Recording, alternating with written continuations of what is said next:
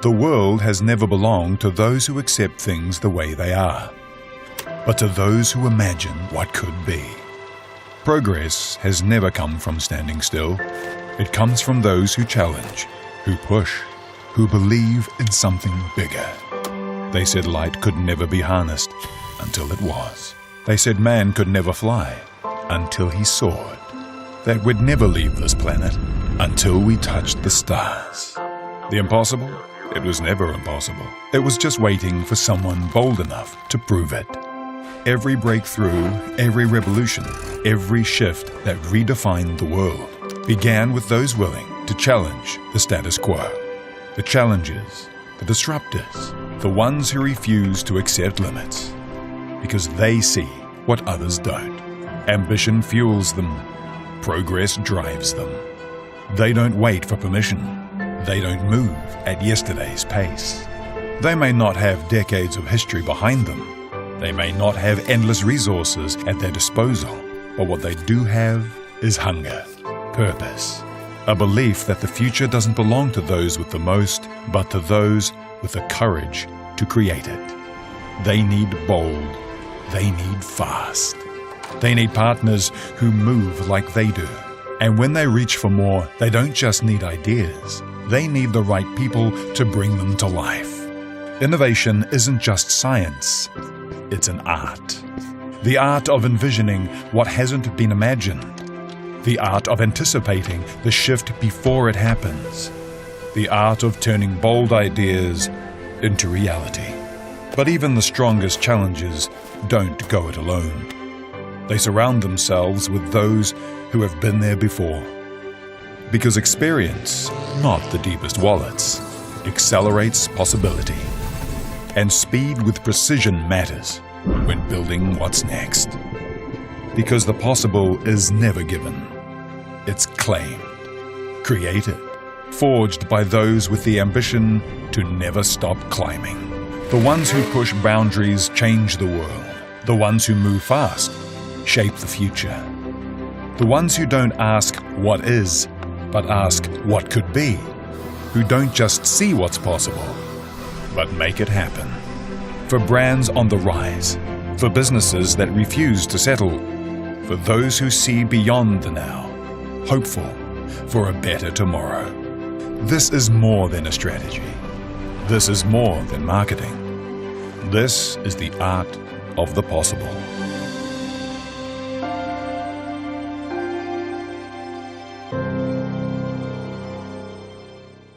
Across every category that we're in, whether that's a hairdressing salon, a beauty product, FMCG brand, we're playing in worlds where the consumers and our target audiences have a choice, right? They have a choice. And what can we do and influence, particularly when our categories are dominated by some pretty significant players with big budgets, to try and coax people to choose us over our competitors?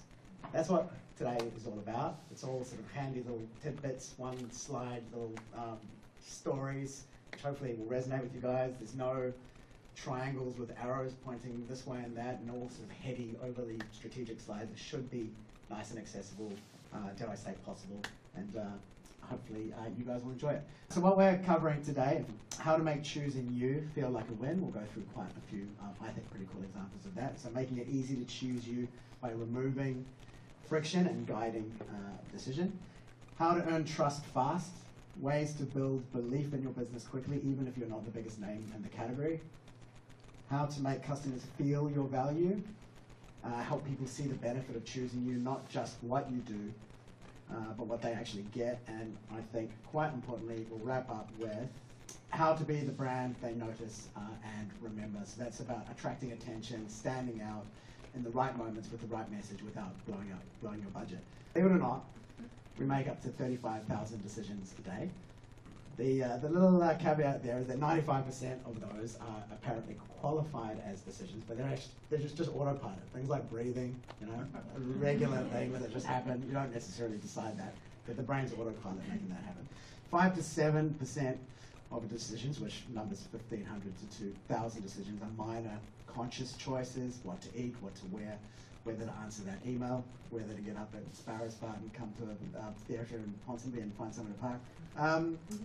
But I think importantly, just under 1%, 100 to 300 of those decisions a day are those little opportunities for us to not manipulate, but maybe coax or nudge people to consider us over someone else. These are deliberate, value-weighted decisions that people make every day: what to buy, who to trust, what to act on. So these are the opportunities for businesses like you guys. The moments where brands get chosen or don't. And throughout this presentation, we'll explore some of those stories. So how do we choose what we buy? Now, this could be slides and slides and slides, and I don't want to get too scientific about it, but the reality is that purchases and decisions that people make when investing money in someone over something else can range from spontaneous whims to carefully researched decisions. Even the most deliberate choices can be swayed when brands tag into ingrained subconscious drivers, nudging us to pick them over similar options. This is often referred to as neuromarketing. Some people who haven't written it here refer to it as the dark arts. We'll explore some of that stuff. I don't believe it's manipulation. It's literally what businesses need to be doing to influence people to be choosing them over someone else. Because as you can see here from these images, we're exposed to choice all the time. Here you've got, this is Queen Street. Macpac happens to be sat right next to Kathmandu. You know, you got to pick one. They're effectively more or less having the same offering. Supermarket cheese section. Again, everything's much of a muchness in there. It's little jobs you can be doing, you know, the 4 Ps, dare I say it, that you can be sort of working to kind of manipulate, dare I say it, people to kind of choose you over the other guy. By understanding these influences, we can craft experiences that feel intuitive and make your offering the obvious choice. Last slide of my preamble. These aren't my theories. If these were my theories, I would be sunning myself in the south of France, you know, probably about now in my palatial existence. I've lifted all of this from, I believe, what are the best books on this stuff out there right now. There's people like, I'm sure we've all read, Dan Kahneman, really, really good, accessible writer. Richard Shotton, I know a few of you guys are fans of him. He's really good in the space. Rory Sutherland, if you're a TikToker, I'm not, but I've seen he does some really good TikTok clips about, that give really awesome, accessible anecdotes about why people choose the things that they do. Really, really good reading. So the preamble really is that a lot of these slides, pretty much all of them, stem from the best bits of these books and quite a lot of sort of online research. They explain why we choose one product over another and what builds trust and what grabs attention. All right, let's get into it. How to make buying from you feel like a win. Yeah, the reality is, I think the best place to start is that we don't assess value in isolation. Most often, we compare. We often compare when we're making a decision when it comes to what we buy. Pricing isn't just about cost; it signals fairness, honesty, and credibility. Customers make decisions based on what's around your product at the point of purchase, and pricing does play a big part of that. Anchoring, which we'll go into in some detail, contrasting and clever framing can make your offer feel like a win for your prospects.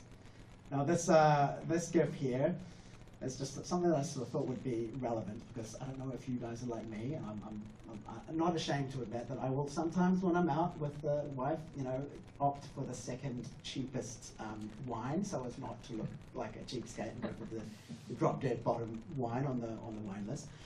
And there's a theory, if there's any restaurateurs here, forgive me, but there's a theory, unproven, that perhaps restaurants know that there are people like me who choose that second cheapest wine, and that is actually the one where they make the highest margin on. They know that people are not going to want to look cheap in front of their dates, and they're going to probably choose that second cheapest one. The reality is it's probably the cheapest wine for them, but they're adding the most margin on because they know there's an opportunity there to play into some behavioral science.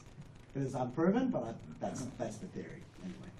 Sticking with the restaurant theme, there's a reason why on most menus, for example, you'll have a disproportionately expensive thing, usually anchored to the bottom of that front page, such as, for example, the example we have here, Kobe rubbed Brent farm ribeye, which is $158. That reason being that relative to that price, that roasted duck breast at $45 is actually a pretty good deal. It sets the context for everything else. It justifies, and it gives you, oh yeah, okay, I'm getting a good deal. It sets the tone. This is called anchoring. Another interesting point on this one, there's a slight aside. As you'll note, there's no dollar signs alongside all of these numbers on here. Again, that's very deliberate. The theory is that when the human subconscious sees that dollar sign, in some people, like a defense mechanism sort of comes up. So I don't want to be parting with money. That's the subconscious at play. So in a lot of instances where you don't see that little dollar sign there, it feels more premium. You only usually see this in sort of premium environments, where maybe your pricing is a little bit on the high side. It can influence people to lower the defenses and invest. It's not necessarily something you can do in retail, but you do see it out there in the world. And it's also why you often see in some product pages, for example, people anchor the most expensive thing to the left-hand side. It's the thing that your brain sees first, particularly in the online space. Again, here with the iPhone 14 Pro, $999 there, but relative to that pricing, everything else feels like a pretty good deal. We see it a little bit in SaaS, where I'm not going to confess to be as much of an expert as I know some people are in this room. However, from my research, you do tend to lead with the most expensive thing on the left. It does usually have some form of tricky labeling of best value because it's the thing that's anchored to the left-hand side, which again is another little bit of trickery. But it's just interesting that sort of anchors you at that price, and it helps you justify spending and investing perhaps in one of those sort of lower tier offers. Which of these two fanciful garden gnomes do you reckon sold more? This one here on my right, or this one on the left? Over here. That's right. This is called anchoring. Although that one on the side does say sale, you know it's on sale, that original price that's crossed out sort of sets the context of how much saving you're actually making. You see this in car lots a lot, with the big number on the windscreen has been crossed out because it frames the savings that you're actually getting from having invested at that time. It builds trust and product value to do so. You see this a lot at good old Chemist Warehouse, who make a habit of telling you how much you would probably be paying elsewhere for that exact same thing. You know, why pay $240 when you can be paying $119.99, which we'll come back to a little bit later on when it comes to the very deliberate use of 99 cents in this instance. It's just interesting to see this play out in the world. You see it everywhere. You'll probably see it on your way to work this morning. It's just something that you do encounter quite a lot. It's called anchoring. All right, which bundle do you think feels like a better deal? This one here is 5 t-shirts for $19.80, and that one over there is $5 for $20. This one over there, the cheaper one. Interesting you should say that. The reality is that, believe it or not, people are more likely to choose something if it's a comparison of a product, if you can easily divide the number of the things really, really quickly at a glance. In this case, obviously $4 a piece, testing my maths. This is called the easy division rule. Again, you see this out there quite a bit. It's really, really interesting that people will actually pay a little bit more because they just can clock. The brain clocks an easier to round out number faster than a $19.80. Which of these delightful lava lamps feels like a better deal here? This one here has got a total price of $100. That one over there is total price $80 plus $20 shipping. I guess? The total of $100. Separating costs into components makes the base price look smaller. Now, I've been a little bit tricky here. You see it says $20 shipping is smaller. You actually, when you get on things like eBay or Amazon, they make that shipping price even smaller because the reality is most people in that scenario are just looking at the base price. They don't really, shipping is just an extra little bit. You don't really consider it. So it's just an interesting observation. However, when you kind of look at things this way, and you have a total price of $100 plus free shipping versus a lower price of $75 plus $20 shipping, yeah, this one's the old adage of the power of free. If you have the word free in there, it still resonates with people, even if it is a lesser total price point. Again, that's why you see, I don't know if anyone else has noticed, or anyone else who goes on like the Trade Me's or the eBays, where you'll have the exact same listing but just framed in different ways. They just kind of run both different ways of doing it just to kind of hedge their bets. Which one of these beautiful swimming pool installations do you think feels like a better deal? That key word is feels, right? I keep coming back to that.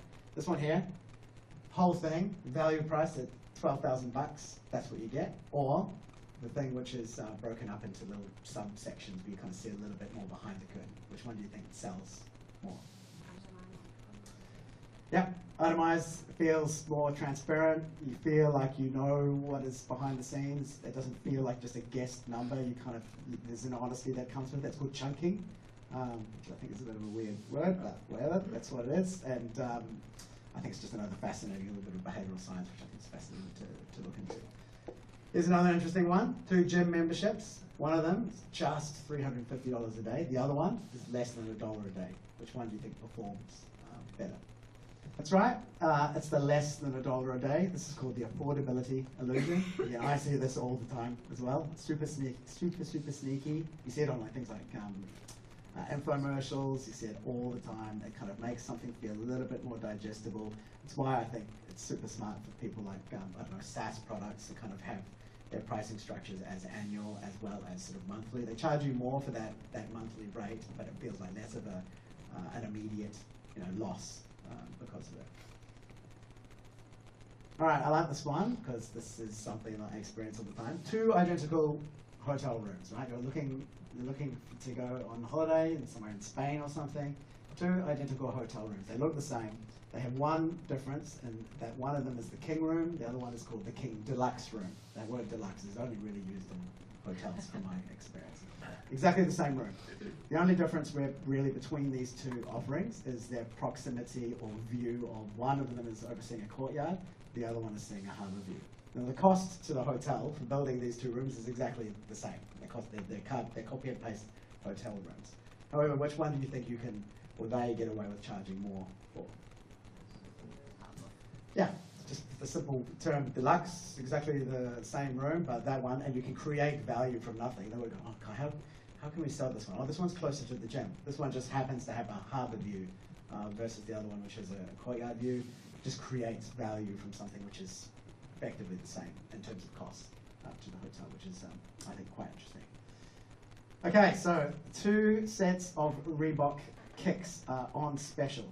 This one over here, 25% off those shoes, pretty good deal. That one over there is $30 off. Which one do you reckon the research suggests performs better? $30? Yeah, that's right. This is called the rule of 100. When the original price is higher than $100, show the sale price as dollars off the original price, is that number, in this case 30, will be larger than the percentage discount would be. However, when your original price is lower than $100, showing the sale price as a percentage discount will be a larger number than the dollars off. It's literally as simple as showing your savings number as being bigger as either a dollar amount or a percentage amount is what ultimately drives people to choose one thing over another, according to the research. All right, this is probably one of my favorites, as I see this all the time. This is not just with popcorn, this is also, dare I say it, at coffee houses where you have where you have multiple size options. This is a situation where if you just have the 2 sizes, small and large, in this scenario, $3 looks like a pretty good deal. That $11 is looking like a little bit of a stretch when you just have the 2 options. So guess what you do, and guess what cunning people do? They throw in a deliberately bad deal in the middle to justify you upweighting your spend to just get the large one. All of a sudden that bad deal, where you had 2 options, becomes worth it because relative to that $9, an extra couple of bucks for the large is actually a really good deal. This is called the decoy effect. You see it at Starbucks, you see it all over the place. I really love how sneaky this is, and I'll admit I usually do get the medium for some reason, even though I know this, but I think it's just a fascinating insight to explore and something for you to spy out in the world. Okay, shout out to Rory Sutherland for this one. This here is called the contrast effect. So Rolls-Royce, which are traditionally quite expensive cars, they used to show up at car shows and sort of wonder, and obviously because they're proportionately more expensive, they just wouldn't get the uptake at those car trade shows. So what they were very smart to do was to stop showing those cars off at the car shows and to start instead showing them off at jet and sort of super yacht shows, because we're relative to the pricing of everything else at those things. A Rolls-Royce feels effectively almost like an impulse purchase, which I think is again a really interesting study. Look into this one if you're interested. It's a really interesting example there. Okay, so this is another interesting one that works into a little sort of behavioural science. Here we've got two sets of golf clubs. With one of them, the price tag is sitting above the golf clubs. The other one, the price tag is sitting below the golf clubs. Which one do you reckon sold more, according to a 2020 research study? By quite a lot, 35%. That's right. Again, it's as simple as our brain's shortcut to up equals more and down equals less. In fact, it was 35% difference from literally putting a price below something. It just sells way more than it does if you put a price above it. Which of these two deodorants do you reckon sells more? I think this one's relatively obvious. The one that's either $7.95 or $8. That according to a 2005 study, prices that end in 95 cents or 99 cents are perceived to be significantly smaller than the 5 cents higher. Like significantly, that the value in terms of pricing difference is significant. It's called the left digit effect. People's brains see the first number first, and that's just the number that sticks with people. So in this instance, $7.95 feels closer to $7 to the subconscious mind than it does to $8, so people just gravitate towards that left-hand digit for the right product and price point.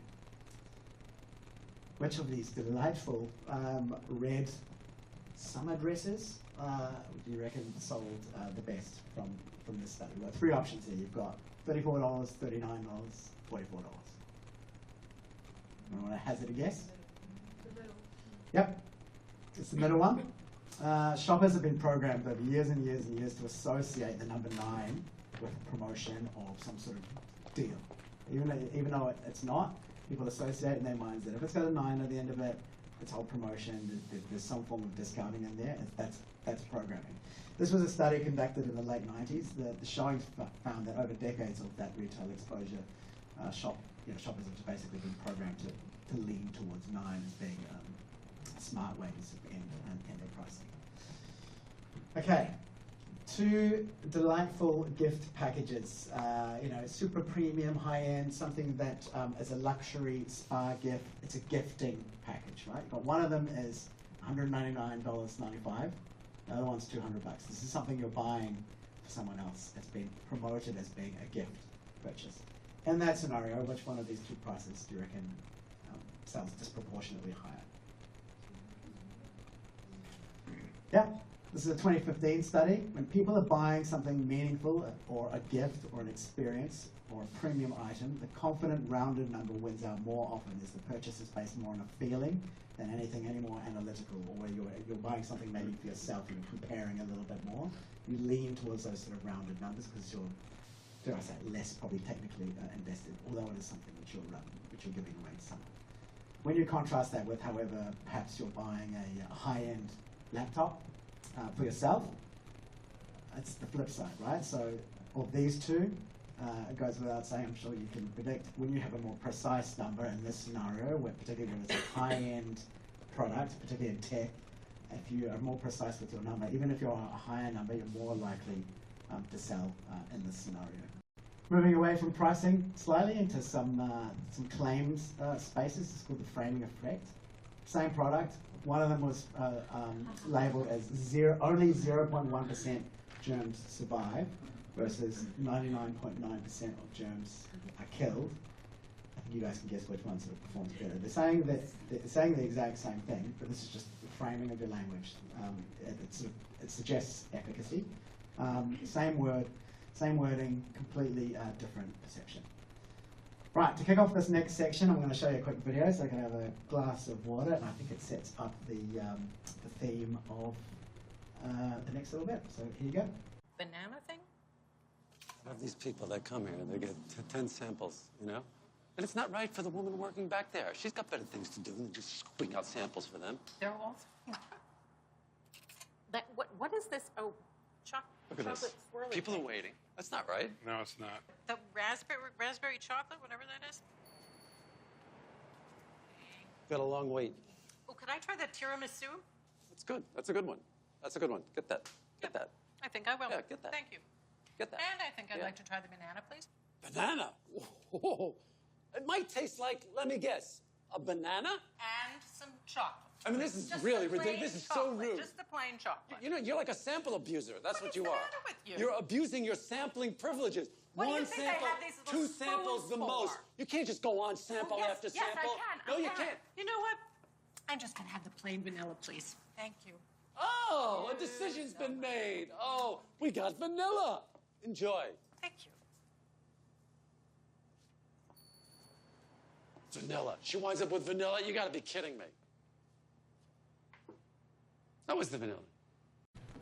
That's just a nice sort of setup for setting up the next theme of sort of, choice paralysis. As in the case of, I'm sure ice cream shops know that people are indecisive when they get there and they can't really decide because there's so many options. But when you have heaps and heaps of options, as you can see with this poor cat here, you get yourself into a little bit of a spin and it becomes very difficult for you to kind of make a choice. More product or service options won't help people decide. It can overwhelm them. Too much choice creates pressure, indecision, and often inaction.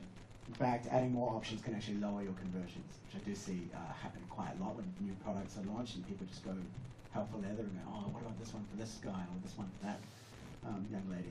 It confuses people. Fewer, clearer options make it easier for people to choose you. Simplicity equals trust. Complexity feels like a trap. Simplifying your offer isn't dumbing it down, it's making it easier for people to choose you, ultimately. Which, when thinking about myself in that scenario, I kind of hark back. This is when there was such a thing as video shops. Probably a few of you might be too young to remember that. But when my parents used to take me to the video shops as a kid. Obviously, they were quite liberal to be able to let me watch this sort of stuff. I would always get to the action section. That would be my go-to. And I'd sort of stand there paralyzed, just trying to decide, what am I going to choose? Basically, my eyes as a young, 12, 13-year-old always go, okay, it's got to have a big gun in it, it's got to have a big strapping dude, it's got to have something that looks really, really cool and action, and I would and the way that all these movies would be framed at the time would be like this, and my parents would get a little bit annoyed with me that I just could not decide. I'd always sort of, go, oh, this one, and then put that one back. And that's something that I thought was just a nice sort of story, a nice metaphor, something that I sort of hark back to whenever I'm going, okay, keep it simple, make that 12, 13-year-old Adam understand that this is the one to choose. There's a story about a shoe salesman in Los Angeles in the 1950s, and a journalist asked him, what's your secret? And he said, 2, not 3. If a woman comes into my store, I'll bring her a pair of shoes. She'll try them on. And she'll say, could I see that pair, please? And I'll bring her a second pair of shoes. And she said, could I also see that pair, please? And he'll say, which one would you like me to take away? Oh. Because what he found is when they had a choice of 3, they bought none. And when they had a choice of 2, they bought 1. Ah, I love that. Right? 2, not 3. Too much choice is overwhelming. There was a study conducted in the year 2000 called the JAM experiment, which I think is a really fascinating study, right? So a supermarket ran two experiments. On the first experiment, they let a whole bunch of people into store, and they had like a sales table of jams on display. They put 24 different types of jams on that table, and they sort of observed shoppers as they came through to see what their behavior was and ultimately how many jams sold. Then those people left, they ran a separate experiment in the same supermarket, and instead of the 24 jams, they put just 6 completely different jams on the table to see how that performed and how people sort of gravitated towards that choice. So what's interesting here is that although the more choice does bring more attention, people kind of come to clamor and see what it's all about, ultimately less people choose to make a purchase in that scenario when they encounter so many different choice options. However, with the 6 choices of jam, although they got less foot traffic, you can see there considerably more people actually ended up choosing something because it was just less of a mind boggle at the time. And you see this playing out in the world. I think Pix Peanut Butter, certainly when they started out, did a really, really good job of just sort of keeping that powder dry and staying really, really focused in terms of what their product offering was. I believe they just launched with the 2, smooth and the crunchy, and then that third one in the middle kind of became a bit of a combination of the 2. Really simple, easy get. And then now I think they lead the market now in terms of peanut butter, so I think it's just a fascinating study. You see it also with how these guys have shown up.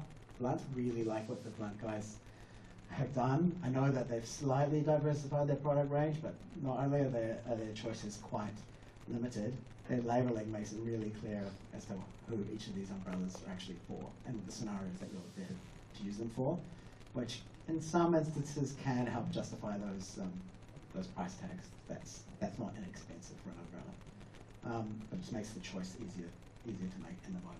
You do see this out there in the tech space as well. People like Squarespace, they make it really, really clear who their offering is for: personal, business, commerce. They also handily tell you which one's the best value or which one's the most popular, and they just make it really, really easy for you to decide which one is the right one for you in that moment. Similarly with this one here, again, you've got a little bit of everything in here. You've got anchoring with the normally this price, now this price. You've got they unpack how much you're saving by opting for this. You understand they're showing you, which is very, very nice of them, which one is the most popular, which we'll come back to in a second, because it's obviously it's social proof. And just the way they frame up who it's for. Is it for an agency? Is it pro? Is it plus? I think it's just quite nicely articulated. Less is more in this scenario. Thought I'd end this section with just a bit of a flip on that, because there are some scenarios where indecision is actually a good thing. A little known fact I thought was quite interesting, that Netflix know that on average, this is their figure, it takes the average household who's 19 minutes to decide what to watch on Netflix every night, which is something that I'm pretty certain they are pretty happy about. It's just, it's longer dwell time. And they're constantly putting tons and tons of stuff on there. That 19 minutes is, I don't know, it's longer than it takes us in our household. I don't know, maybe because I just let my wife decide, I don't know. But it does feel like an extortionate amount of time to really choose something, particularly when it's valuable time, like a Saturday night or something like that, which I thought would just be an interesting little tidbit. All right, quick fire section here. This is more about if you're in sales or if you're dealing with other people. You're not necessarily selling a product, but maybe you're in services and you're trying to win people over, right? So again, this is behavioral science, not too much manipulation, but it's stuff that you can be doing to kind of shift the needle for you a little bit. So this one's about making their first yes a no-brainer. The reality is that small yeses, even subconscious ones, lead to bigger yeses. Prospects are more likely to follow through once they've already said yes to something even small. It's just how we're wired. Pre-commitment taps into our need to stay consistent. Create momentum before pricing. Offer a free consultation. Do a site visit. Sketch a rough plan. And ask things like, does this feel right so far? You want to fish for those yeses. Want me to map out a plan before we quote? Small commitment, build direction, trust, and movement. And once something is in motion, they tend to kind of carry on from there. It's just how we're wired. That's the dominoes metaphor there. In the same breath, make it harder for people to say no. Momentum makes yes easier. People are more likely to agree when it feels like the work has already begun. That's the progress illusion. Once momentum is visible, backing out feels like stopping something that is already in motion. Smart businesses who are looking to close don't wait to start. They give indications that they already have. So this is something that back in my big agency pitch days, we'd be pitching for a big piece of FMCG business or something. You'd say, tell you what, as you're presenting an idea, you'd say, tell you what we've done. We've already bought the URL for you. And it's already done. All you have to do is push the go button. We're ready to go. It can influence people to go, oh, yeah, so you mean the work's already done. You've already given them a head start. The team's already lined up. The materials are all ready. Basically coaxing people and making it really, really easy for them to say yes and make it really just a straightforward decision that they can make at ideally the push of a button. Make the end feel certain. We avoid choices where the outcome feels fuzzy. Some services can feel intangible in terms of the outcome, so you need to paint the finish line. I talk about how you make the cake. You're just selling the cake. They don't need to know about what goes on behind the curtain. You're just selling what the outcome is. What's the upside for them? Show what success looks like. Use phrases like, here's what done looks like. This is what you'll work away with. Here's how we know it worked. The clearer the outcome, the easier it is for someone to say yes. They don't need to know what goes on behind the scenes and how hard you have to graft and all the ins and outs. They just want to know what they're getting and how much they actually are having to invest in that. I think another little sneaky thing you can be doing before potentially putting a price in front of someone, which I do a little bit, is a little bit of anchoring. Before putting a price in front of someone, ask them how much they want to be generating as a result of working with you in that scenario. So let's say in my scenario, I'm in marketing. I say, okay, before the price is presented, how much are you hoping to see in terms of uplift inside 1 year as a result of the work that we do together? Ideally, they say X millions of dollars. Relative to the price you put in front of them, after that upside, it anchors them to that price before you put a price in front of them. Okay, make missing out feel painful. You knew FOMO was going to be in here somewhere, right? Loss drives action. We feel loss more than gain. That's just how we're wired. Missing out hurts more than getting something feels good, which is perplexing, but it's just how we're wired as humans. Scarcity, exclusivity, FOMO, they work because we're aware something could slip away and action feels like regret. What's rare signals more than value, it signals status, belonging, and relevance. Don't just promote availability, highlight what's disappearing. And you'll see a lot of examples of this shortly. But keep it real. You can't build false urgency that something's disappearing. I've got a couple of examples of those coming up because it comes across as a little bit disingenuous and people can see through it in those scenarios. So a few things which you'll sort of have been exposed to probably in your day-to-days is this scenario on things like Booking.com, where they very handily tell you there's only 3 rooms left at this price.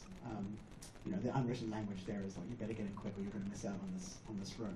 You see this a lot in this sort of industry where they're very deliberate, red, of course, conscious choice, that font. It feels like an urgent thing that you need to act on, otherwise you'll miss out.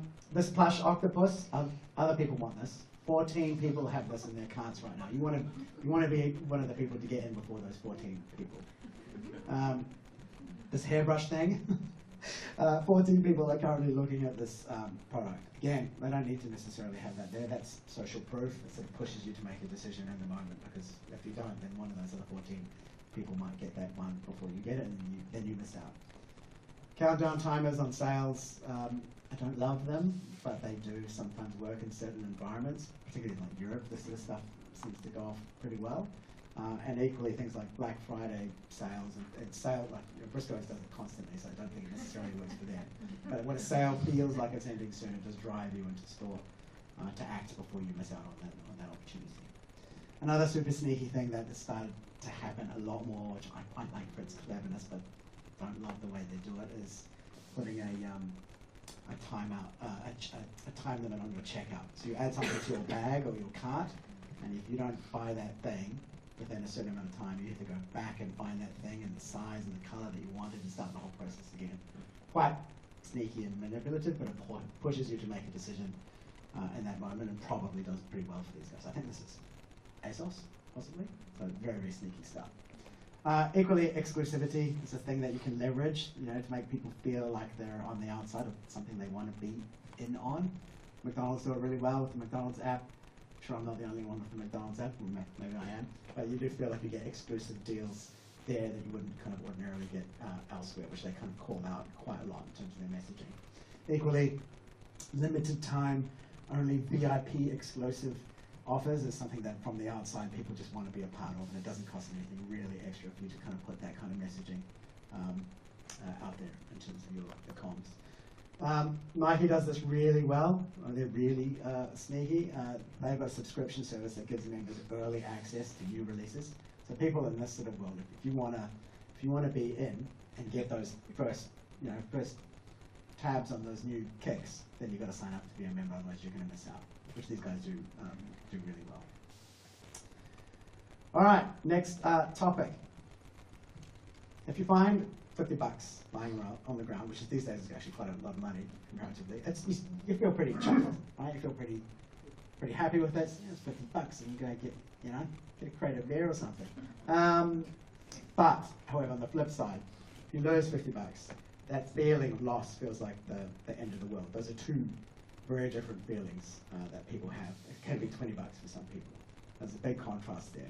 And there's something that you can kind of play to, particularly in terms of your messaging, and working on that behavioral science to try and, shall we say, influence people to choose you over something else in that moment. So, terms like only 3 left beats back in stock. Signals that something is slipping away and is not just available. Members only beats all welcome, makes inclusion feel exclusive. Missing out equals loss of status. Don't miss out beats don't forget. FOMO taps fear, forgetting is neutral, missing out feels bad. Last chance beats on sale now. Urgency from potential loss is greater than the incentive from the gain.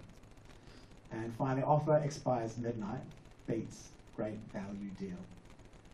A deadline equals the threat of loss. Value alone won't motivate action, which I think is super fascinating. Again, this is stuff that you can just be applying yourself in terms of how you frame your messaging out there, just to kind of drive up that urgency and make people hopefully coax them to make a decision faster. Next section, make risk feel smaller with authority cues. So make your authority visible in terms of your comms or your website. Badges, certifications, endorsements from trusted experts, they act as shortcuts to trust and credibility. You might claim to be, the be-all and end-all of everything, and I'm sure it's true, but it helps get your messaging through if you've got the backing of things like badges, or accreditation, which I'll show you shortly, or dare I say it, an expert opinion. Authority cues de-risk complex high-stake choices. So a few examples which you see very deliberately splattered all over things like billboards or websites are accreditations from the likes of these guys. Master builders, whatever certified B is, which you see all over the place right now. I'm probably going to need to get one. I'm sure we're all going to need to, but it seems to be something that people look favourably upon. I'm sure there's a nice hefty price associated with that certification, but it's right. If it works, it works. These sorts of things. New Zealand made. Kiwis love New Zealand made. Aussies love Australian made more. Do I say I haven't been over there, but it's just another little thing you can put on your website or on your packaging to influence people to choose you and to build that trust. Equally, who doesn't love the expert dermatologist explaining why the skin cream is scientifically proven with the luminous spheres, etc. It's an expert, very deliberate white lab coat. This stuff works to just build trust with audiences who are considering you in that moment. Make them feel like they owe you one. When someone gives first, we feel compelled to give back. That's not marketing, it's human nature. We're wired for fairness. When a brand or a business helps before asking for anything, trust forms fast. The purchase decision feels safer, more justified. Smart brands build goodwill before the pitch. They lower resistance by offering value up front. Advice, samples, insights, access, give first, earn the yes. Now, a few examples of this, and this is not my intention here, dare I say it, free events in rooms like this. I'm not fishing necessarily from any business from you, but if you put good into the universe, dare I say it, and you do good by people, you give them free value, not only do they you guys are getting exposed to what I'm about, you're getting understanding of what I know, and also sort of getting, you're effectively giving free value, it builds goodwill, and that puts you on a front foot, dare I say it, versus your competitors. And this, you see this playing out all over the place. These are expensive, courtesy of our friends at Cartology to do in-store sampling, but the stuff works. The stuff drives sales. Not necessarily because you feel sorry for the people who are peddling the stuff that's there, but you feel like there's reciprocity at play there. You're getting something for free. You almost feel like you owe something to them. You give them a shot in that moment, and you see that happen and services as well. So I say LinkedIn Premium. I don't know if anyone else just waits for the next LinkedIn Premium and gets that free little month, and you make sure you bail before you get stung. Or if you've got businesses that can bankroll that extortionate cost. It's nice that they can make that available to people, and I certainly take them up on that offer because there's no risk, there's no obligation whatsoever, as long as you cancel your credit card before that date. Otherwise you're killing yourself. Let's diarise it. Other situations which I think are interesting are people like NordVPN. They'll kind of tell you get your money back. If you don't like it, you get your money back. Well, it feels like there's no risk at all for you to try something. It sort of just demystifies what you're offering. You become effectively disarmed. I think it's a really good opportunity if you can afford to do so. Gift with purchase. This is Goop. So whenever you buy anything from this website, you get a little bottle of whatever that stuff is there, glowy skin something.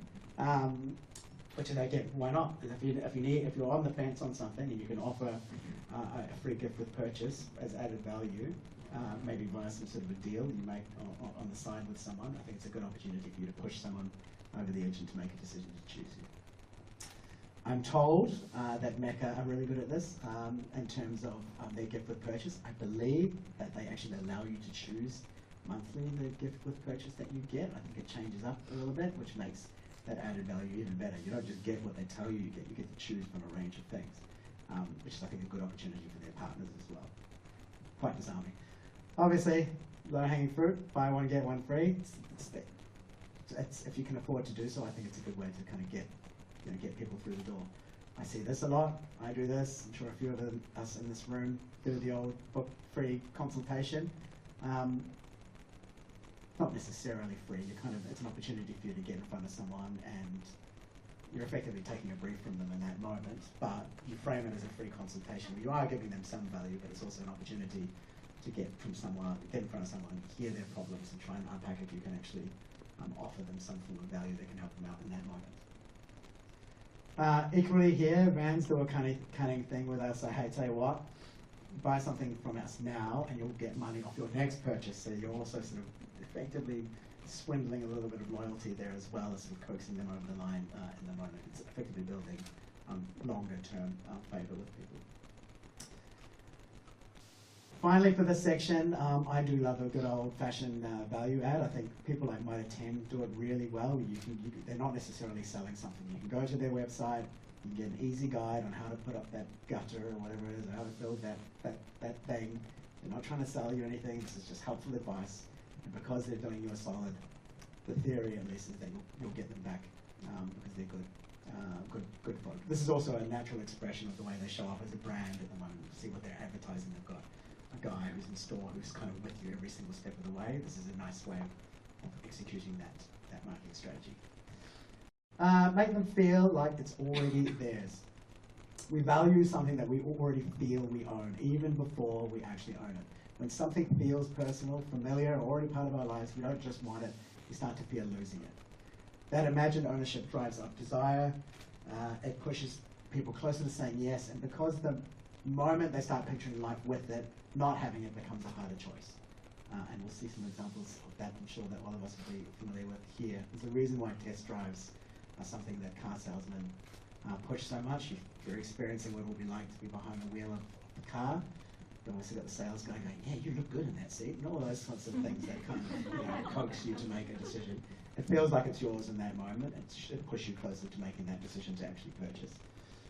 These guys have done it really well. I think Apple effectively changed the way you can interact with devices. I think, and now everyone does it. They used to be, back in the day, phones would be behind these sort of locked cabinets. You couldn't really touch them. They'd be in the boxes. Apple made products feel like something you already own because they're in your hands. You can kind of be quite tactile, swipe through things, and now pretty much everyone does it, which I think is just really interesting. Equally, you don't necessarily need to get people to leave their homes to get a sense of what your thing or product could look like in their house. Obviously, all things like augmented reality work for the likes of IKEA, so you can see this beautiful couch and how it looks in your setting without even needing to leave your home. Again, you already feel, you're experiencing a little bit what it's like to have that thing before having to purchase it. You can even do this with things like glasses. You can use a webcam, enable the webcam, you can sit there and choose glasses without having to go to the store. It literally just sort of maps it onto your face. Oh yeah, those look good. And then they'll coax you to make a decision where, particularly in this world, perhaps if you're looking for glasses, you might do a little bit of online research. You're not necessarily going to want to schlep out to go see what the glasses look like if you can see them on your face via some form of webcam in that moment. It's just nice, sneaky stuff. How to earn trust fast. I'm going to go through this section a little bit quicker. The Ben Franklin effect shows that when someone does you a small favor, they're more likely to feel positively towards you afterwards. Not because you persuaded them, but because they've already invested in you. So when you ask for a perspective, you signal respect. You show you value their time and their experience. You come across as someone who listens, not someone who pushes. And people who are more inclined to buy from those that they feel they're aligned with. Now, this is something that I unashamedly do. I'm a an NPD in what I do. I approach business owners not to sell, but literally gain feedback. I've probably done it with a couple of you in here, where I literally just approach, say, hey, come in your product. As you would do with any new product, you ask the market what they think. 99% of the time you'll get in front of someone because they go, oh yeah, I'll help you out. But then that effectively starts the conversation with people and you can kind of go from there. It's a little bit more disarming than kind of just going straight in with a cold sales pitch. It's Ben Franklin effect. You see it play out a little bit in some comms. It's probably more of an interpersonal thing, but again, if you can kind of go out there with messaging that says you're willing to hear and listen and take feedback, it's quite a nice way to disarm people in that moment as well. Which is a nice segue to this section. Of these three things, I think it's probably fairly obvious that most of us have fifth form economics, is which of these three channels, word of mouth, online opinion, or advertising, is the most powerful? Yeah. By some margin. 92% of people asked trust word of mouth above and beyond everything else that they see, even online opinions like Google opinions, or dare I say advertising. And that impacts sales. You're 5 times more likely to sell something if you've got word of mouth behind you, or you're being told by your auntie or your cousin that something's good. You trust that person's perspective and you're more likely to get it. Customers who love you will market for you more powerfully than you can possibly market yourself. And that's free as well. You don't have to pay those people to say those nice things about you. But how do you earn that word of mouth? Really is as simple as this stuff. It starts with trust. People don't recommend brands because they're surprised. They recommend brands because they feel safe. You don't need to over-deliver to earn word of mouth or go above and beyond. You simply need to deliver exactly what you said you would and what you promised. It's just delivering to that expectation. No theatrics, no above and beyond, just meet the expectation, but do it consistently. It's really important you show up consistently. It makes it easier as well. You don't have to over-deliver every time. You just do what you said you were going to do. When customers know they'll get what was promised, they're comfortable putting their name behind you. Do what you say, do it well, and do it repeatedly. We've got a few examples of this. This is Henry. He's probably our firstborn, if we think about it. He's been in our family for about 16 years. It's a vacuum cleaner, if it wasn't abundantly obvious. I bought this when I was living in the UK, and I was like, okay, I need a vacuum cleaner, there's stuff everywhere. Ask a few mates, what's a really good vacuum cleaner that's going to do the job? People in the UK said, look up Henry. I looked it up. Yes, it looks a little bit quirky, but it's an absolute beast. And I'll tell you, 16 years later, it's still just as good as it was when I first got it. These guys have earned heaps and heaps of favour. They've been around since, I think, for 60 years. They don't do advertising. They don't need to do any marketing. They're just good. It's just a good, durable product that continues to just work and work and work. It doesn't have all the fancy pants, Dyson, this, that, and the other. Doesn't need to. You need something like this just to suck up the thing from the ground, and that's pretty much what it delivers consistently. Ideally, you won't need to buy another one of these pretty much forever, and that's the promise that they deliver. You see it happen a lot with things like, dare I say it, cars. Toyota Corolla is the world's most leading car. Well, I think it sold more cars than anything else, particularly in New Zealand, dare I say it. It's known for its reliability, low maintenance, great resale value, and generations of Kiwis recommend it. Sistema don't do a lot of marketing. They're just known as they've got amazing ranging. They take up pretty much that whole section of the supermarket, and they're known for just delivering a good, durable product that you really just need to buy them once, and they'll do the job for you moving forward. Doc Martens, if you went to school, or dare I say private school in New Zealand, you were the cool kid in the schoolyard if you had the Doc Martens. Not only could they kick the hell out of your shins, but they just lasted forever. Really, really durable product. Pretty much buy one pair, assuming you didn't have a growth spurt, and they'd see you out for a wee while. Again, they haven't had to do too much marketing. They've earned that word of mouth just because they're good at what they do. Make choosing you feel safe because others have. When we're unsure, we look to others. That's not weakness. That's wiring. So testimonials and social proof is really important, and it's something that we can actually organically coax other people. We're not just seeking the best, we're seeking confidence. Social proof gives us that shortcut. Show that you're trusted, trending, and chosen, because when someone sees others picking you, the choice feels safer. So you see examples like bestseller sections. Again, you see this in like Paper Plus, etc. other people read this stuff, so you might like it too. It just helps provide a shortcut for people in that moment. Google reviews is still something that a lot of people put a lot of trust in. About 81% of shoppers research a purchase online before purchasing something. Google still receives, in New Zealand alone, 263 million site visits. A lot of people look at those stars. If you can, I always do it. If someone comes in, like someone removed a tree from my neighbour's roof that fell from our side last week, they do a good job. I just give them a good review and write a little something. I think it helps small businesses out, so it's good to pay it forward. So definitely, yeah. And if you do a good job, I don't think there's any harm asking your clients to give you a review afterwards. Find that 9 times out of 10 they'll be willing to do so. Back to this scenario, if you're like me, from time to time you want to go on holiday, you kind of do your little bit of research, and again, when you're researching things like resorts, for example, it can become quite tricky for you to make a decision. There is one little badge that is frequently used to try and help influence people to make a choice, and that is, of course, the TripAdvisor badge. You've got that little top rated on TripAdvisor badge on your listing. You're more than likely, it costs nothing, and you're more than likely going to influence people to make a decision in that moment. You see this sort of stuff happen in the way people choose movies. They look to the opinions of others. Rotten Tomatoes, Letterboxd, IMDb. That's how a lot of people decide what they're ultimately going to watch. They go, okay, is this movie any good? I'll see what it's rated on these things. Like, okay, it is good. Same with food. But people do use sort of Google and OpenTable and TripAdvisor here in terms of informing their decisions in that regard. And in terms of sort of homeware, for example, Consumer, PriceMe, Home Tester Club are things that people can sort of research and validate whether or not they're making the right decision in that moment. If you can find your way to kind of be in those sorts of scenarios, I think it's only a good thing. Trustpilot's one of them. If you're a service or a product and you can kind of manage to get onto here, it's again another authority source that people kind of look towards when making a decision of when they can't make a call. Equally, this one's a little bit sneaky. I thought a bit in here is, if you're on a website like this, every now and again you get a little pop-up in the bottom corner that says such and such a person has just purchased that product in your area. And I'll even put a little map in there sometimes. Again, it's just social proof. It makes you feel like you're not alone in making that purchase decision, and it makes it feel safer in that moment.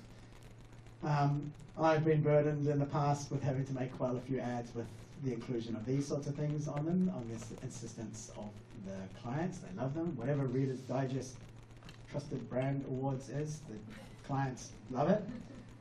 CanStar I get, things like Best Brand Choice, those sorts of labels and wins, kind of a brand's way of showing that other people like them. And it gets you sort of, early, dare I say, free favor. But I practice what I preach, right? This is my website. I talked before a little bit about those news sites that I've managed to kind of get some traction on. This is my website, so I've been very deliberate. That there sort of suggests I'm being talked about. I put that very deliberately above the fold. If you're going to do any of this stuff, make sure that you're featuring that stuff above the fold, so no one has to scroll for you to be able to get that earned credibility in that moment. And equally, you see in the bottom left-hand corner, I can verify this is true. I've said that 63 people have kind of been through this website in that week, which is, it's manual. I have to do that manually, but it's just a useful exercise. Again, conserve to be social proof, and it doesn't cost you anything extra. Notion, they do this as well. They say that they're trusted by these top teams. If you can list your clients and they're well-known clients, or they are a different sort of variety of clients, where effectively when a prospect is looking at you, they're going, oh yeah, they're like me. It's a good end for people. People can go, oh, well, if it's good enough for them, it's going to be good enough for me in that moment. Again, you should put this above the fold if you can. You don't want people to be scrolling down to get exposed to this stuff. Make choosing you reassuring with social proof at scale. Make demand visible. Why do restaurants with queues outside them feel safer than empty ones? You get this in London quite a lot. Because crowds signal quality. Some venues won't take on online bookings on purpose, particularly in London. Like you'll try and call to make a booking at the table. No, we don't do bookings. It's because they want this. This is basically human advertising for them. Nothing markets a restaurant like a crowd trying to get in. We look to others when risk is high. Herd behavior reduces doubt. So next time you see heaps of queues outside a restaurant, bear in mind it's because they're not letting people book. You see these sorts of volumes online quite a bit. Trusted by 900,000 plus creators, trusted by 50,000 customers, 1,150 New Zealanders. That volume kind of builds trust, and it kind of coaxes you to make a decision at that moment, because that disarms you. Trusted by 3 million clients worldwide. Make your name do the heavy lifting. But I believe, this is just an opinion, the best brand names don't necessarily need any tagline at all. Effectively, a tagline is effectively something which explains who you are and who you're for, or more or less it should. But if your brand name can kind of do that for you, it's quite a nice shortcut. But, they tell us what you do and why you're the right choice instantly. Clarity builds confidence. When a customer is searching for a specific need, your name signals expertise, relevance, and specialism without explanation. So this is a legit picture of my hot water cylinder about 2 months ago, and lo and behold, Sparrow Spout happens, things exploded, and there's water all over the downstairs. So in that moment, particularly in a crisis, the first thing you do, I'm not a hot water cylinder expert, I wouldn't be, although my wife would love me to be, I'm sure, I have to kind of act in that scenario. Turn to Google, search hot water cylinder. Then, this is the actual outcome. I'm presented with 3 options. I could choose Plumb Quick. I'm sure they'd be able to do the job, they're plumbers. I could choose Heron Plumbing, or I could choose the cylinder guy in that moment. I think you can probably guess the one that I opted for in that moment. I felt I've got a broken cylinder, I need a cylinder guy, he's very good. Actually, they can be expensive, but good.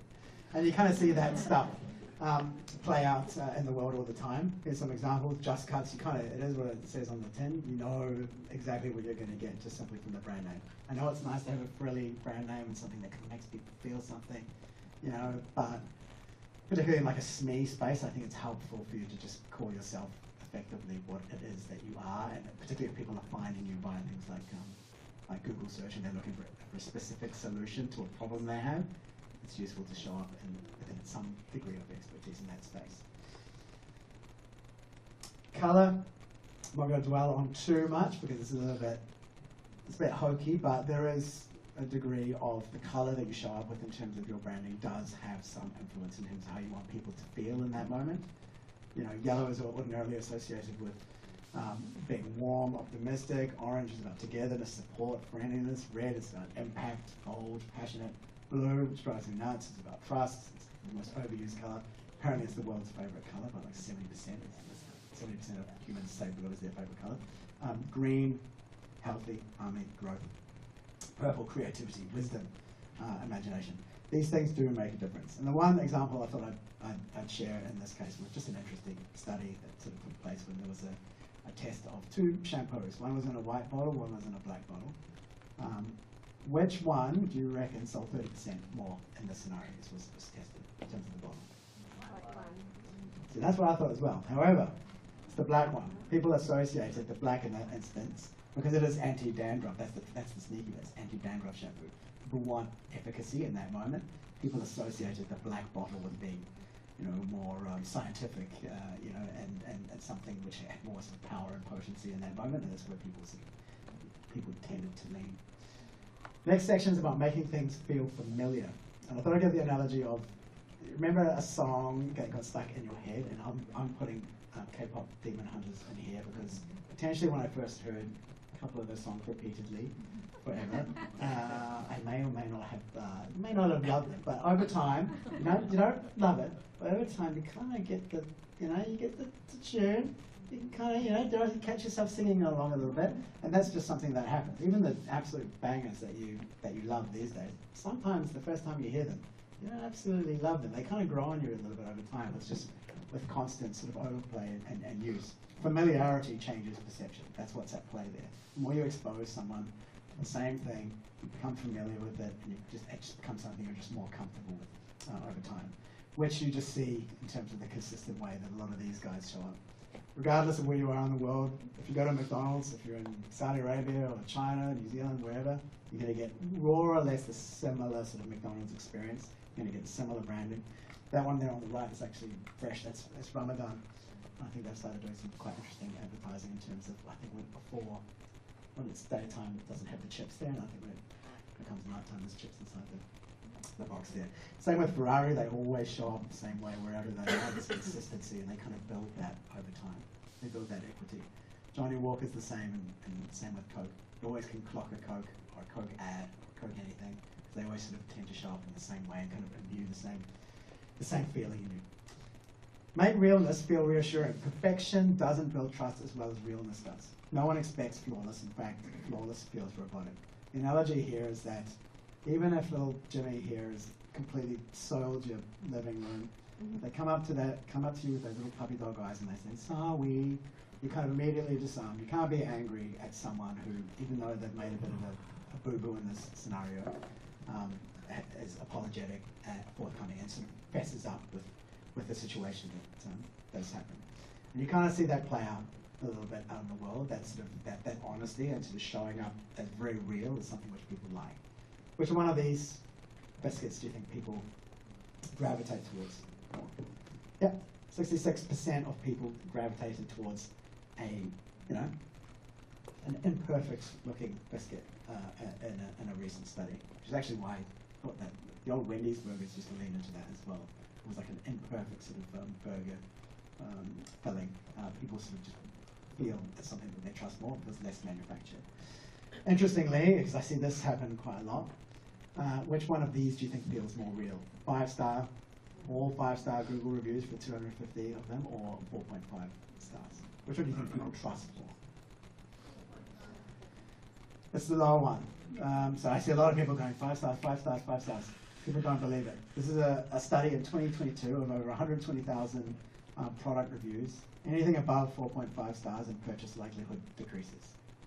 People just think, no, they're just fudging it. They're just getting their mates to put the reviews in. Sweet spot appears to be in like 4.3-ish in terms of being the thing that people just trust the most, particularly with volume over there, which I think is just another little interesting tidbit. You don't know how you manufacture that. You don't want to necessarily do horrible stuff for people, so it's skews it down.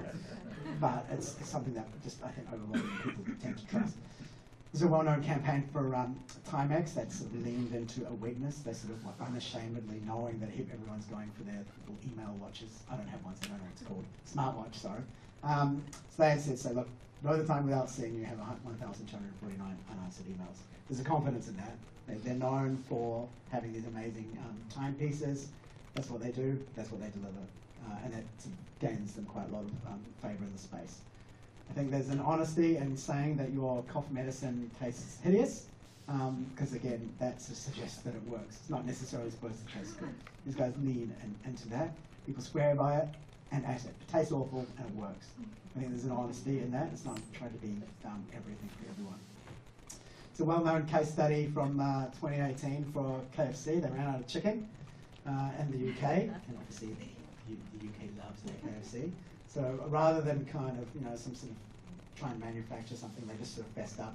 They wrote quite a disarming ad that they only ran once in the sun, but it gained them so much favour and so much reach. It was something that was seen as a little bit of maybe they should lose chicken, roast that more often.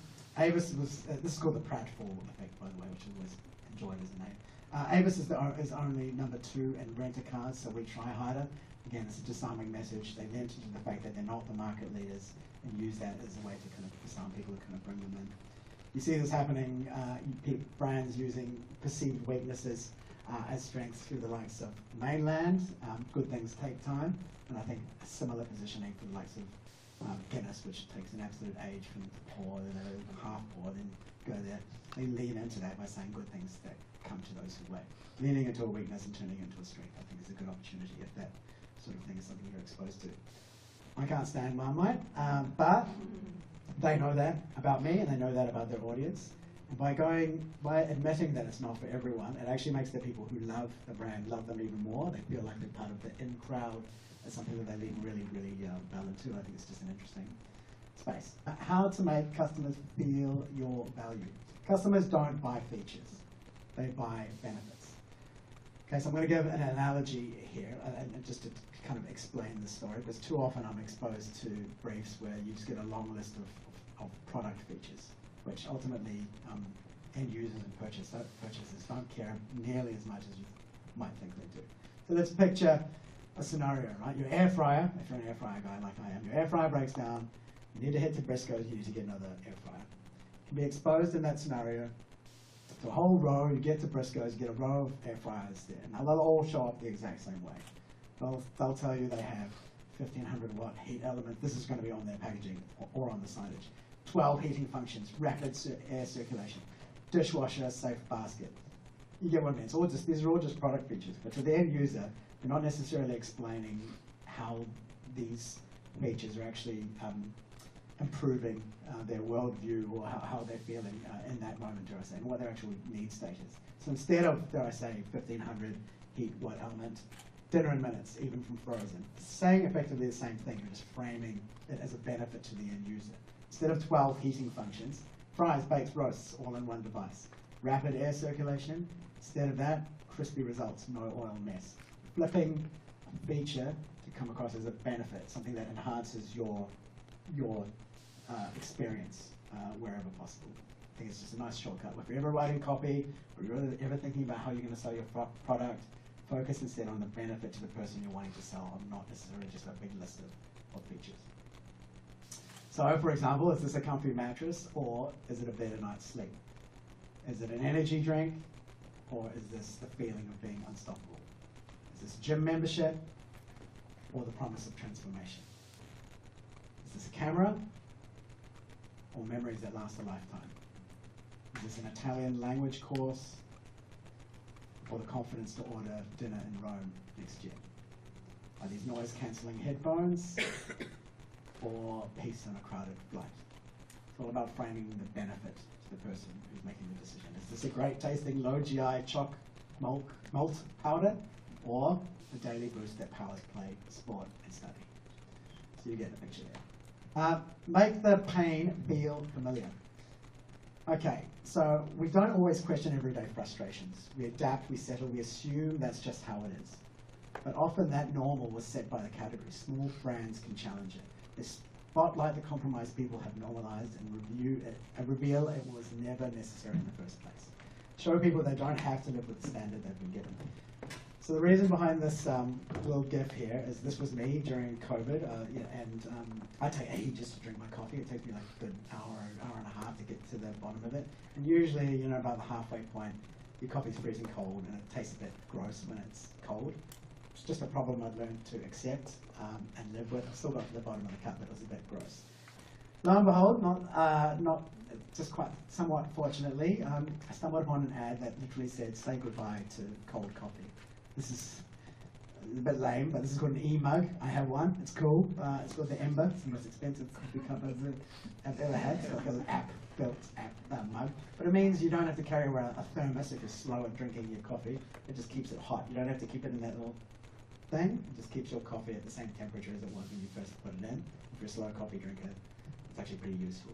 So again, it solved a problem that I knew I had, but I didn't necessarily know there was a solution for through its marketing. So this sort of stuff you see, again, play out across categories. If anyone's a parent, they'll know that what happens in Huggies stays in Huggies is implying that with other nappies, you're not necessarily going to be able to contain that deluge. Again, no maintenance of filters, no bags to buy, no loss of suction. That Dyson are implying that other vacuum cleaners kind of lean that way. That's a problem that people have gotten used to. Again, by saying no more scrubbing, you're implying that, again, people have gotten used to having to scrub and don't need to anymore. No more tears technology for those of us who've had to wash hair and deal with the tantrums of that. Again, these guys lean into that. They show that they get what parents go through when they're washing their kids' hair, and that's not an issue they have to deal with. Equally, with this banana boat stuff, their sun cream won't run into the kids' eyes. You're not going to have them screaming and yelling when something goes wrong. Make less feel like more. This one here is just about owning one thing clearly and confidence and being single-minded. Can't be all things to everyone. Show up with just one thing that is effectively your superpower. If you look internally at your product or your business, there'll be one thing that you know you can do better than anyone else, and that's the thing that you should really be sort of shouting from the hilltops as a single-minded offering at an awareness level. So you want people to become aware of you first for being really good at one thing, ideally. And you see these sorts of examples playing out every day. Pak'nSave they own New Zealand's lowest food prices. Subway, everyone knows, is about fresh, make your own sandwiches. Trade Me, They founded, where Kiwis buy and sell. That's what they're known for. The warehouse, they've gone back to where everyone gets a bargain. It's good that they've gone back there because they needed to. Red Bull gives you wings, something that we're all associated with. BMW are the ultimate driving machine. Spotify is music for everyone. And Airbnb is belong anywhere. Single-minded propositions that really unpack who they are and who they're for. Something just to let it back to you. Make your message feel like a breakthrough. I'm going to skim through this one here, because this one's just about if you're dealing in a complex environment and what you'll sell as the perception of perhaps being a little bit tricky, goes without saying, make it sound easy in terms of your messaging. Sharesies have done this really well. They've kind of made investment feel like borderline child's play. The use of their colors, their language, invest how you like, easy crypto. Try to demystify how complicated cryptocurrency actually is to be involved in. They say, get a wallet that makes crypto easy. How to be the brand that they'll notice and remember. Make distinctiveness your edge, right? So standing out and being different in a moment is really, really important. I'll give you a quick analogy on this one, which is this is a death metal festival from 2015 in California, where these metal festivals are generally promoted with listings like this. And metal bands tend to show up more or less the same in every instance, with that kind of white spiky font on the black background. However, one band decided to kind of go a little bit different, adopted a bit of a kiddie font, like kiddie balloons, and even though they were a lesser tier act, not a mainline headliner at all, they ended up getting the most attendance at this show, at that event, simply for showing up a little bit differently and just being something that people identify, and they were able to generate some intrigue. I talk about this stuff a lot. There are opportunities across every category for you to stand out. Unfortunately, it doesn't happen a lot. I'm not going to rant about it too much. Higher education, universities tend to be sold like this. It doesn't take too much to kind of spot similarities here. And when someone is making probably the biggest financial decision of their lives up to that moment, I mean, what would you have them choose when everyone's looking wistfully off to the metaphorical, hopeful tomorrow? Same situation with aged care. It's all patronizing. None of this is real. I've put my dad into this sort of situation. This doesn't reflect how they're feeling, what they want, their need state, yet everyone continues to still show up in this exact same way. This is KiwiSaver, investment stuff, kind of comes across as condescending, effectively tells you, you go frolic on the beach, we've got your money sorted, you go and have a good time. It's how everyone sort of shows up in the space. Beauty looks like this. Indulgence, unhealthy food is kind of sold to you like this because, it might be unhealthy for you, but if it gives you that feeling, then who really cares? It's kind of how it's always been done. Finance is blue, drives me nuts. ANZ and BNZ, someone's got to shift in there because they've got the same initials for good sakes. But it's because blue equals trust in their minds. It seems to be what people sort of keep laddering back to. Car manufacturers are effectively ellipses. This is a sad one, but charities lean too much into sort of trying to guilt you into parting with money, particularly on your social media feed. They might get you with the first one, but if you click on one of those, you're just going to get served up heaps of horrific stuff. I tell charities to instead just focus on what's the other side. What happens if I donate? How does that change someone's life? Show that stuff, because that will cut through in this space. These are all brand headlines from the last year with the words "find your" at the beginning of them. All from big brands: find your wonderful, find your flow, find your happy place, find your greatness, find your people, find your drive. Kind of start to see a lot of the similarity. Suffice to say, there's a lot of opportunity out there to try and sort of differentiate and make yourself sort of stand out. I don't really love the Liquid Death example, however, they have disrupted a category that was ripe for it. Now they're a $1 billion USD company. I think they've come from $3 million valuation 5 years ago, and now they're a unicorn, pretty much just from sort of showing up differently and owning something and making it stick. I think we're pretty much at time here. So if, however, you want to follow this up, there'll be more opportunities to do something like this. Watch this space. I'll let you go. Thank you very much, guys. For your time.